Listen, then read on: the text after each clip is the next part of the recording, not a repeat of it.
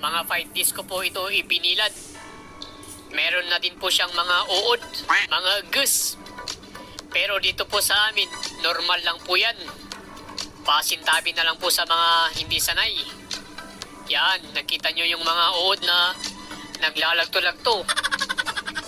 Sa mga viewers nating gusto ding magbilad ng pato, mas maganda yung hindi masyadong naibilad. Kahit mga 5 araw lang, pwede na yan. Mas masarap yung lasa. Pero kung gusto nyo din yung matapang na pag-uutag, kahit mga 15 days, tapos itago nyo po ng mga 10 araw. Yung kalahati muna ang lulutuin ko. Tapos yung kalahati niya, itatago ko po para may preserve. Sa mga viewers natin dyan, padasan yung matikastoy. Siguradong masarap. Mabaling nga pang nayon ti Fokker Akush.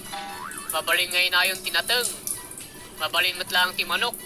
Winukarnin ti baboy. Inuulit ko lang po yung mga viewers nating hindi sanay. Pasintabi lang po.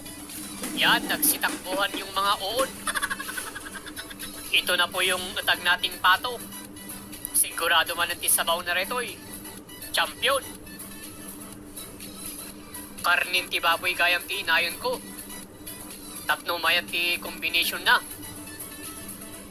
Dahito'y gayam ti pang-isa tayo. Sibuyas kan pasit nga laya. Agaan tayo ti laya tani. Ano na nga nautag ti pato. Yan, mantika sa pressure cooker. Lagay na natin itong sibuyas at luya. Imekos-mekos mo na yan, insan. Ilagay na natin itong utag na pato. Igigisa natin. Sige, tornado.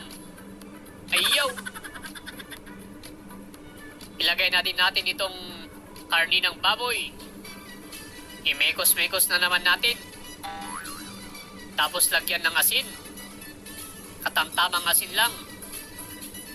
Lalagyan ko din ng patis. Konting patis lang po.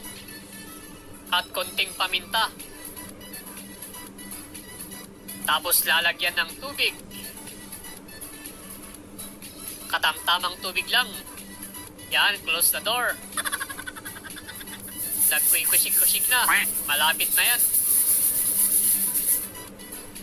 Ilagay na natin itong repolyo natin.